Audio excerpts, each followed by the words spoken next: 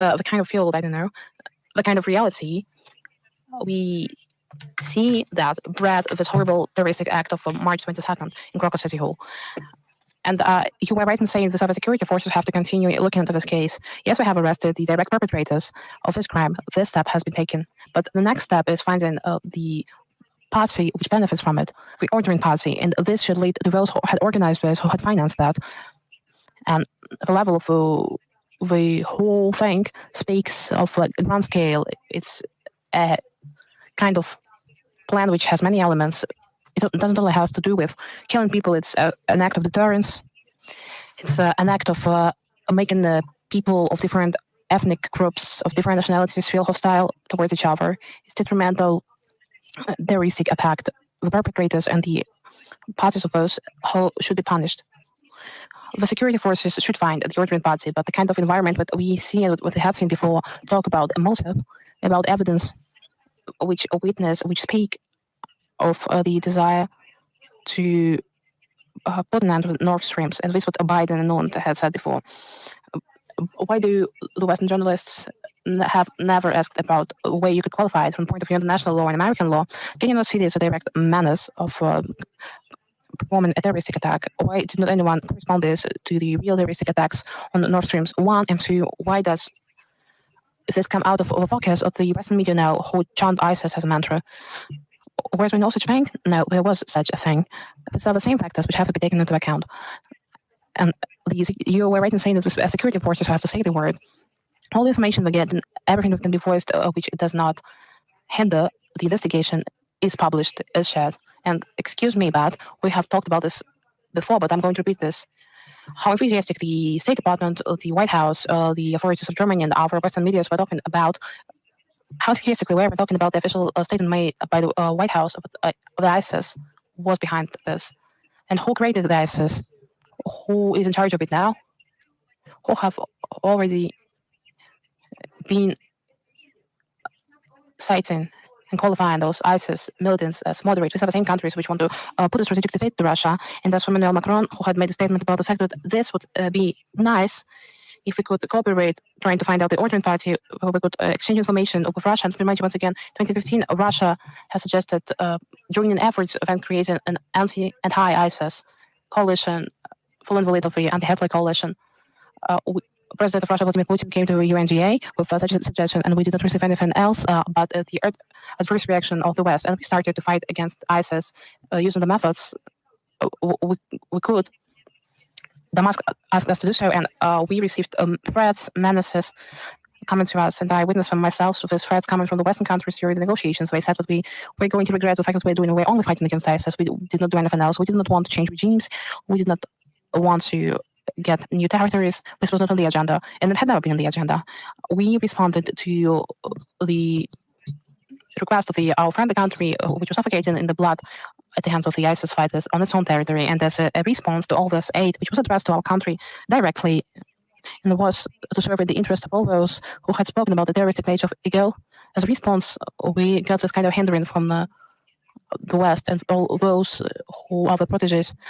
So when the Champs-Élysées, the State Department, Bundestag, Bundeswehr, and other say that foreign office down the street say that this is ISIS, we should remember who is behind ISIS, who finances ISIS, who later on was involved with ISIS, how ISIS is organized, how they are related to the special services of the West. I think it's a very interesting subject, and I think that the West have reached some kind of a dead end because we are trying to deny their involvement and Ukraine's involvement in this attack. But for many years, we have been turning the Kiev regime into a terroristic one. But at the same time, I say that ISIS is to blame. But it's these are the Westerners which are behind ISIS as well as Al-Qaeda. Directly or indirectly, for financing, not for financing, let us remember how Al-Qaeda was created. They did the same thing we're now doing with the Kiev regime. It was created some kind of force who was to fight against the USSR, and it was later on, but it started to harm its own creators. And the same thing happened with those activists who were brought to Ukraine as political activists, as political authorities, pro-West political authorities, later on through finance and through shipment of arms, creating favorable conditions where we were radicalized. And this was what the Western curators did. I'm sorry, but this takes such a long time, but this is the kind of question you have. Yes, thank you very much for this detailed response. Thank you. Is Novosti with us? Yes, good afternoon, Ms. Zakharova. We only have one question. And the question is, Antonio Nazati, the Minister of Foreign Affairs of Moldova, said that the mercenaries of Moldova fight International Legion of Ukraine, and he wished them luck. How can you comment on this? This is linked to the question of your colleague about who is behind that. So just to fathom that, the statements of the Moldovan minister, what do they demonstrate? They demonstrate, on the one hand, the hypocrisy of official now, because the Moldovan leadership assures that it respects the principle of neutrality enshrined in its constitution, since the overwhelming majority of the citizens are in favor of its preservation, but at the same time, under the guise of European integration, he forces the militarization of the republic and turns the country into the part of anti-aggressive anti-Russian periphery of Europe. So we basically make another country and the people a victim to the NATO frenzy, because we openly wish victory to the Kiev neo-Nazis. And I would like to remind you of the criminal code of the Republic of Moldova prohibits mercenary activities, but Moldovan legionnaires were never brought to justice. They freely give interviews in which they declare that, quote-unquote, Russians are not people, and Russian-speaking Moldovan citizens, the point of view of these people, are potential traitors, quote-unquote. So it turns out that mercenary activity is formally punishable, but if those mercenaries fight on the side of a Nazi Kiev regime, when we're Russophobic rulers, Shishino turn a blind eye to this. And we have repeatedly said that this contradicts the true interests of the people of Moldova. Or this is a course of Sandor regime, which is aimed at eradicating Moldova itself. It's not just us, it's Moldova. And as a Moldovan citizen, as a Romanian citizen, that's probably the way she puts the goal of her life like. And so for opinion polls, about 60% of Moldovans oppose Republic's membership in NATO. Only 28% are in favor and support this. Two-thirds do not support the build-up of military assistance to Ukraine and do not believe that Russia can be defeated on the battlefield. But this all has to do with the Sandor regime. Thank you. Thank you. Is this Sky 13 here? Yes, good afternoon, Ms. Zakharova. Could you please tell us, in terms of direct evidence indicating the involvement of Ukrainian special services involvement in the terrorist attack, they're going to speak about this internationally. If there is a direct evidence of participation of Ukrainian special services revealed during the investigation in terms of a terrorist attack in the Krakow City Hall, will the issue of recognizing Ukraine as a terrorist state be raised on international platforms? You know what it has to do with the terroristic nature of Ukraine, and what you talk about in the Security Council of United Nations. We talk about this all the time. Our representatives talk about this all the time. We have been talking about this for many years, and starting with the murders of those public activists, of deterioration of civil infrastructure. But we have also been talking about the water blockade of Crimea, the mining of the Lugansk Republic, with a terrorist act as well, and that's the way international law qualifies them. We have been talking about this regularly. We have been talking about this for a long time, continuously. And as you were right in putting it, I think this should be linked to those facts that are to be brought up by the security services. But we always give facts to the evidence that Ukraine is a terrorist state. Thank you very much. Is the Moscow boss with us? Yes, we had 3 questions, but you have already responded to one of them, so we have 2 left. The head of the press service of the State Department, Matthew Miller, said that the United States would transmit intelligence information to Russia about possible terrorist attack on its territory if they had such information. But before that, John Kirby said that Washington would not provide any assistance to Russia in the connection with terrorist attack in the Krakow City Hall. He called this statement immoral, but Matthew Miller practically repeated it. They both continue to shield the Kiev regime, and how could you interpret all of this in the context of Russia's relations with the United States? You have already said that we have 2 statements which are contradictory in their nature. One of them said that we are going to transmit this information, the other said that we're not going to do so. I think there's a major bug in their system. And it's just impossible to hear the American president talk malarkey every day. It's very far from reality, and we have a hard time deciphering it on the territory of America. It's not just that he doesn't know all the geographic names, which is a characteristic trait of American presidents. It's not just that he does not possess some kind of specific information. I think that he is very distant from reality. And he makes several such statements every day. And the vice president has already become some kind of a source of clumsy quotes. So that's something we should start with. What do you want from people who want to provide informational support to them? We do not know what is demanded from them.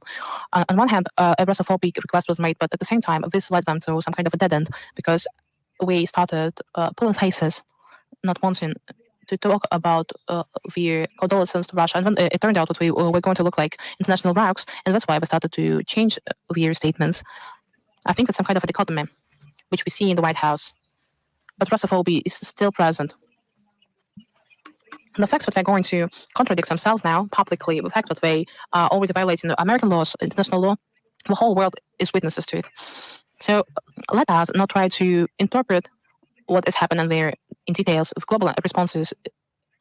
we are in a global contradiction with themselves. Thank you. And our second question is, the Minister of Foreign Affairs of Japan refrained from explaining why Japan would not congratulate Vladimir Putin on his re-election as president, and how do you think this can affect interstate relations? And have there been any examples of such gestures in diplomatic practice? You know, this is some kind of a joke. On the one hand, we are surprised with some kind of what they qualified it unfriendly steps are made towards them, and then we make such statements which can only be qualified as aggressive and not normal. No one is surprised by the similar behavior of official Tokyo, which consistently cleans up the remnants of bilateral ties, not stopping, among other things, from violating the elementary norms of diplomatic ethics. And I just want to remind you, this third year that the Japanese government has been pursuing an openly hostile course towards Russia. Legitimate sanctions are being replicated, and Russophobia is being cultivated in Japanese society. Near our Far Eastern borders, joint military activities with the United States and allies is aggressively increasing, and direct logistical assistance has been provided to the Nazi regime in Kiev. And this is Tokyo, this is Japan, and they have their own affairs in their region. We should not care about Ukraine. And this line was fully manifested in the context of the elections of the president of the Russian Federation, that it came to the point of absurdity because the Japanese side tried to use them to promote its illegitimate revanchist claims to the Southern Kurils, declaring at the hands of the Ministry of Foreign Affairs, Yoko Kamikawa, the inaccessibility of the vote held there. And I would like to remind you that as a result of the Second World War, this is absolutely irrefutable and irreversible objective historical fact, and no questions can arise over it. It is closed forever. And we hope that Japanese people will have enough wisdom to realize the full damage and helpfulness to the national interests of Tokyo's current Russophobic policy and return to the principles of good neighborliness, mutual respect, mutual benefit, while the time for this is not completely lost. And I would also like to say that for many years, we have been trying to develop different cooperation programs with Japan in the context of Russian territories. Those islands which I have already talked about, we have been trying to develop and deepen economic cooperation to realize joint projects. We had many different projects of development. It was possible to do so, but Tokyo, with its own actions, with the sanctions policy against Russia, have crossed this out. Thank you for such a detailed answer. Is Media Corporation of China with us? My introduction words you have already answered, but nevertheless, I would like to add. It is obvious that the terrorist attacks in Cropos put forward Russia to the more serious threats. And recently, President Putin, had a meeting when we decided to address how to address. So how Russia will step up its security and pursue its anti-terrorist policy and cooperate with some other organizations. I won't repeat what I have said on this regard. I am grateful to all those, and you represent the Chinese Media Corporation, and millions of Chinese people are reading you and taking the occasion. I would like to personally ask you to convey the words of gratitude to the citizens of China and to the leaders. And the leaders of China know our position. So let me address to everyone, but I'd like to thank each citizen of China for the support and compassion we received from China. We saw that many citizens of the country who just put aside all these everyday duties to come to our embassy and to lay flowers and to put the words of condolences in the book of condolences. We saw the Chinese political figures who in social networks expressed and conveyed the words of support to Russia in these hard moments. And I would like to thank my colleague for the Ministry of Foreign Affairs when she published in social networks. We are gratified at the leadership and to each citizen of China for the sincere compassion which we've seen in these tragic moments. It's not just only to Russia, but it's for the whole planet. So I would like to ask to you to convey all my words to the Chinese people. It's very important to me because I'm not talking about myself. I'm speaking on behalf of the citizens of Russia who feel this compassion and support, who are aware that their sacrifices and miseries are being felt deeply by the millions of people on the world.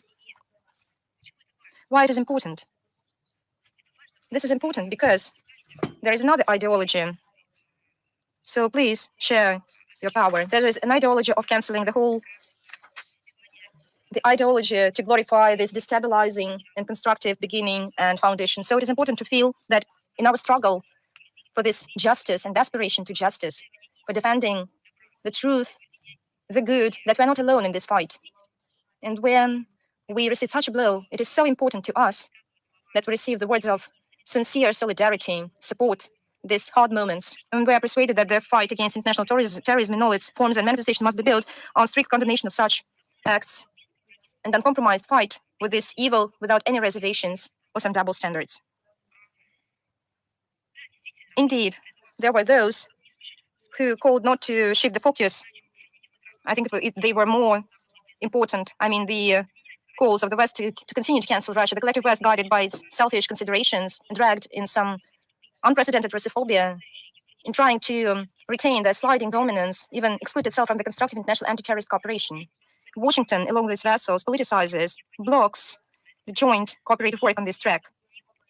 And there's no way to continue our shared work. So with the concerted efforts of all the actors of the international relations, we will be able to prevent global terrorism. So in this regard, we'll continue to step up our cooperation both bilaterally and multilaterally with all those who are guided with, who share our approach, including under SCO and BRICS. And I would like to highlight that our emergency services, our executive services, and just common citizens showed cohesiveness and commitment to speak with one voice against this threat. On the 24th of March, our President Putin said that such a response showed the maturity of the Russian community and commitment to defend the national interests. Will you convey these words? Please, please. Of course, I will do this. Is News True with us? Good afternoon, Maria. We have 3 questions to you. The first one, the Turkish mass media say that Ankara transmitted to Moscow the information on those who attacked the Crocus City Hall. So what support is being rendered by the Turkish side in investigating this terrorist act? I cannot make any comments on the investigative actions. I think that is the prerogative of law enforcement authorities. Thank you. Then the second question. In Yerevan, in Armenia, there will be the first international forum, Armenia BRICS, to economic cooperation and the republics with this association. So we would like to ask how Moscow sees this cooperation of Yerevan with BRICS against the backdrop of its aspirations to join the European Union.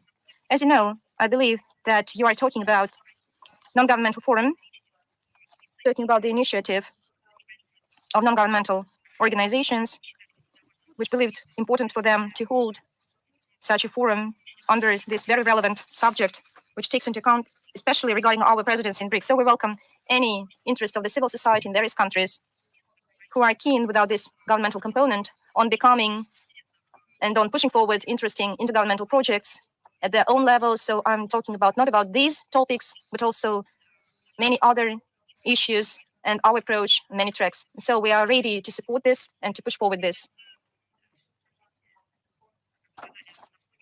And as I said, against the background of the Western and EU presence, as you know, everything that would benefit the people of Armenia, of course, can be only welcomed. The main thing